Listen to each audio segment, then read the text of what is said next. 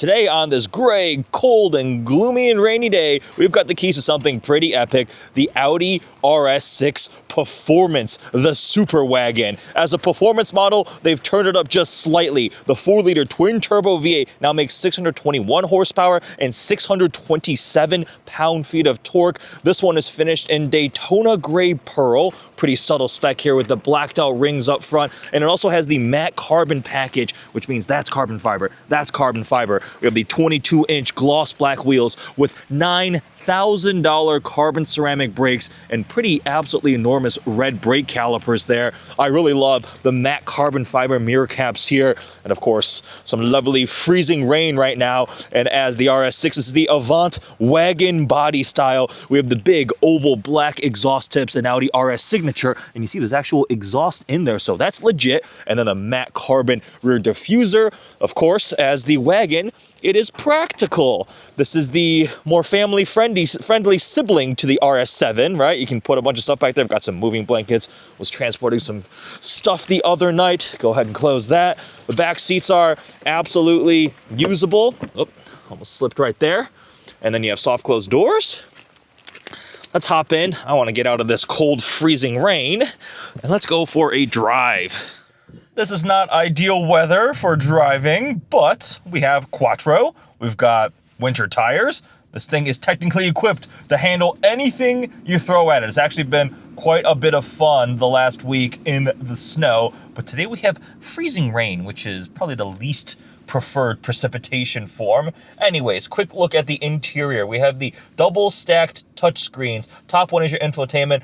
Bottom one is mainly your climate, heated, cooled seats, but you can also program for a couple other things. We do have a heated steering wheel. It's a suede-wrapped, flat-bottom, heated steering wheel. Now, I remember when I had my previous generation RS7, I had a 2016 C7.5. If you wanted flat bottom, it couldn't be heated. If you wanted to heat it, it was circular. So mine had a circular heated steering wheel, just the way it was optioned. I bought mine used, but now I guess you can do flat bottom heated. It's suede here with the little RS button there, RS logo, and something that makes me really, really happy is Audi is still being consistent with the old style RS logo on this one. I had an RS3 recently, the brand new one, and on the steering wheel, there were two different RS logos. It seems a new one, they've migrated to where the little diamond and the R are spaced apart instead of having an overlap. But on this one, they're all the same. But on the RS3, it was so inconsistent, like the badge on the trunk versus the puddle lamps. They're all different, and it drove me absolutely insane. The key here has the proper older RS logo, which I still prefer. Enough ranting about logos. The rest of the interior has matte carbon. You can feel the texture here across the dash. Quattro. You can see a little bit of that ambient lighting, more matte carbon there. Tons of black suede with the red stitching, and I really love this red perforation that shows through the middle. We have the kind of hexagonal RS pattern on the seats here with more red stitching, but this red accenting is really cool. The full suede headliner too, which I think was a $3,000 option. The back seats also get the proper treatment, and we have the red accents on the seat belts. And then here, that's also suede. Now, when you have Alcantara suede on surfaces you're not touching all the time, I love it because it looks and feels really nice. But what I don't love actually is on a high contact surface, because I've experienced where you drive an older car with a Alcantara or suede steering wheel with a lot of miles, and like your hands just have oils and stuff on them, sweat, and you get matted down. Yeah, you can take care of it, but personally, that's something I usually try to avoid. I just like leather. But anyways, enough jibber jabbering about the interior. Let's go do some driving. Let's see, how bad is my traction situation. I'll go to RS1. Whee! All right. Like I mentioned, we are on winter tires. All the rain coming down off the roof. But yeah, it's not the greatest of weather today. But, you know, we'll make the best of it. We still have an RS6. I've got my heated seat going. Still have a twin turbo V8 making beastly noises.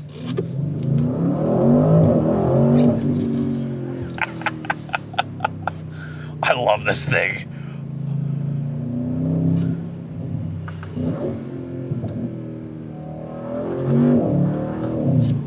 Oh man. All right, the goal for today is not to get into any trouble.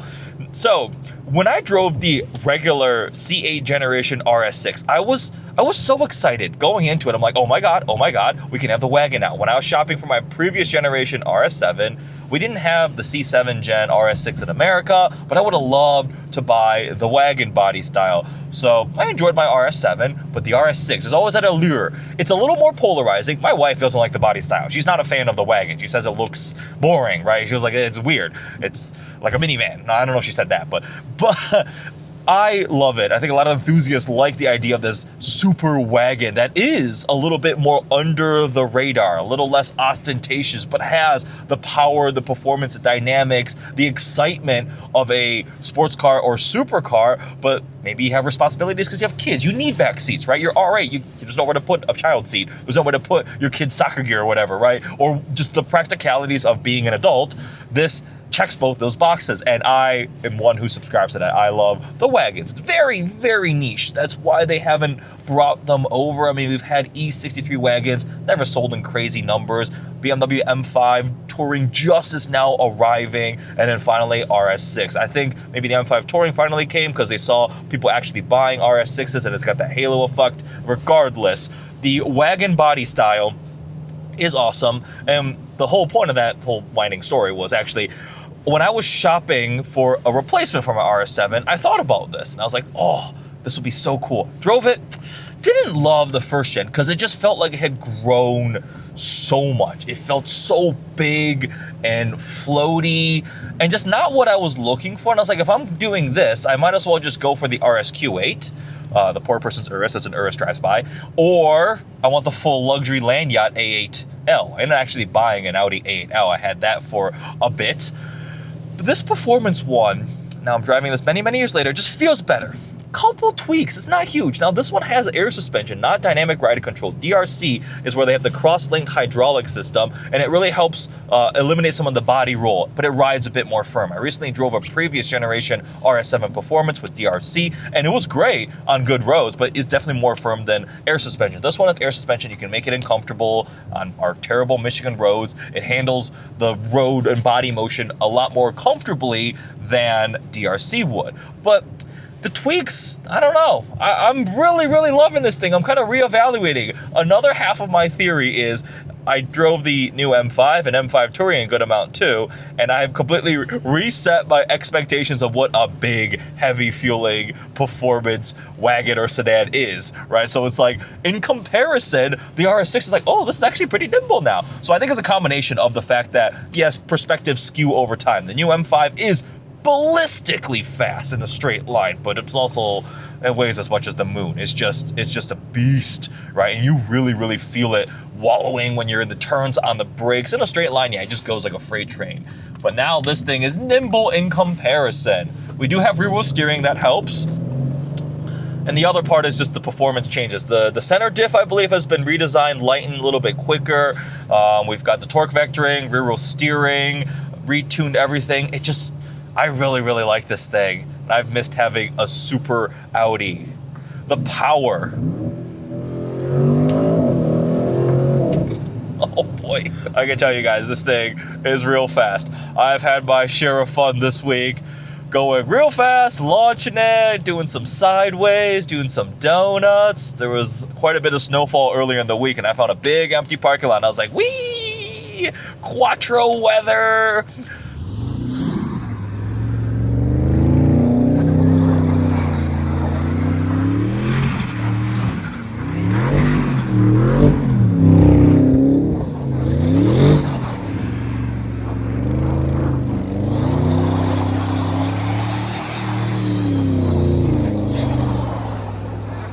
Some of the creature comforts, is it as tech-filled as some of the newer generation stuff? Technically, no, right? But I think it has just enough. I mean, the MMI system, I actually like this generation, even though there's a lot of touchscreens and there's a lot of piano black that can attract fingerprints and dust and everything.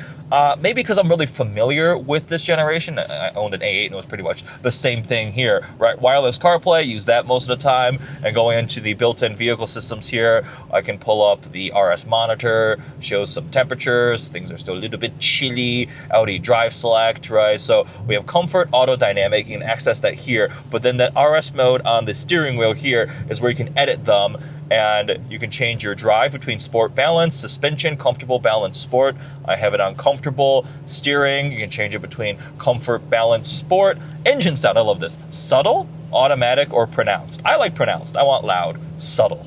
You know, it's not a quiet car, it's a subtle car, which actually kind of fits the personality. And then your quattro with sport differential for some of that torque vectoring.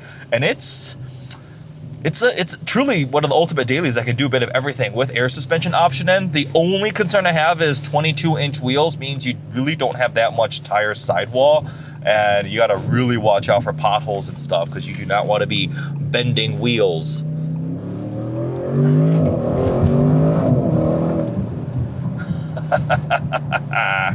Now this is not a plug-in hybrid. The M5 Touring now is a plug-in hybrid, which means cost, complexity, weight.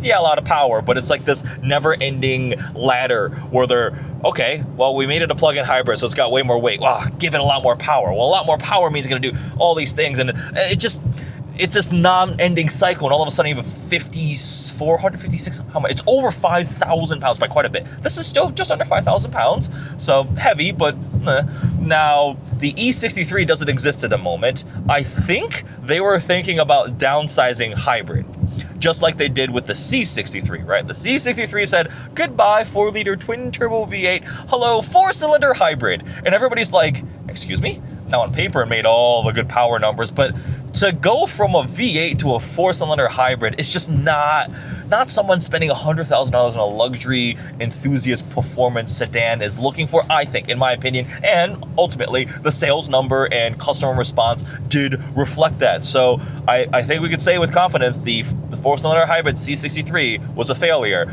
And I think they may have been trying to do a similar formula with the E63. So we haven't been given an E63. There's a new Gen E-Class, right? There's no AMG full-out E63 version. Now, I remember seeing rumors of CLE 63 testing that sounded like it had a V8, and there is that E53, which is pretty cool, actually, but not the proper V8 one. So you have this as the non-full plug-in hybrid version. There's some mild hybridness with all of these things now, but it's not a actual hybrid.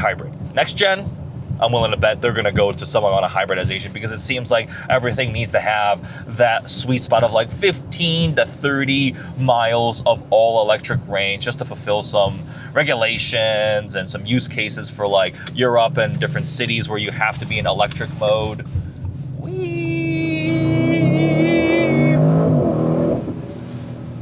Oh man, I'm being a little bit more cautious right now because it's actually pretty wet out and it's still chilly.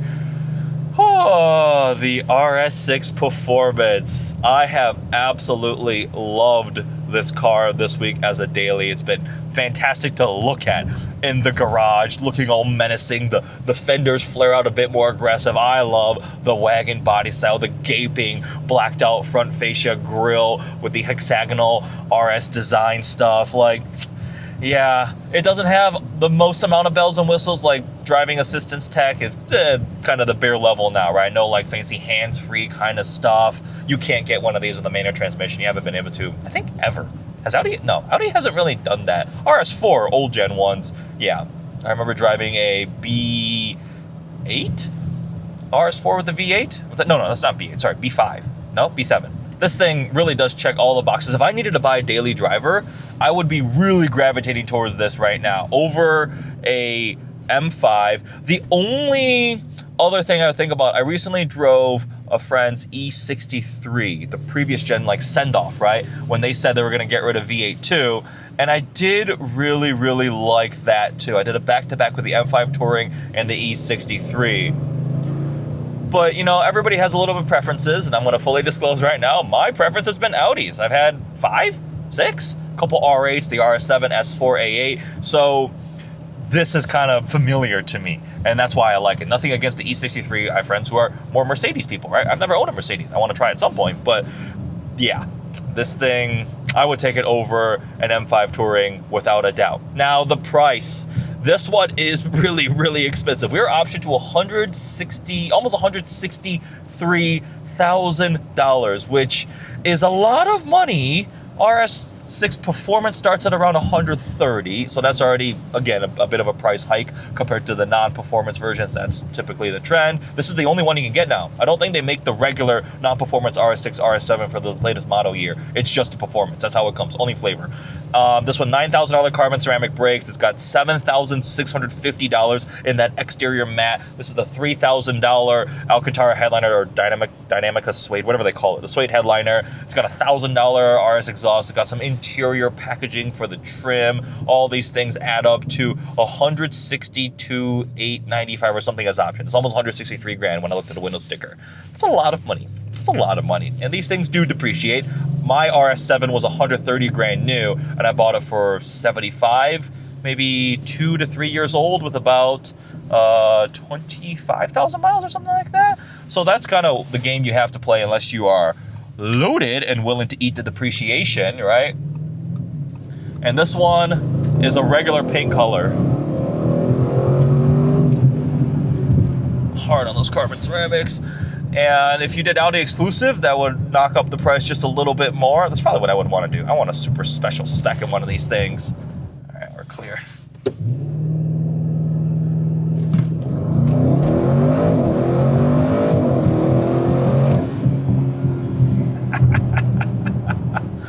Oh, if I had enough space or enough disregard for legality, this would just keep pulling deep into the hundreds. I think top speed with the right packaging is 190. You need an Autobahn for that kind of thing. And it masks speed too. That's one of the things with these cars. Like, you're doing X speed, 100, and you feel like you're doing 60. You're like, huh.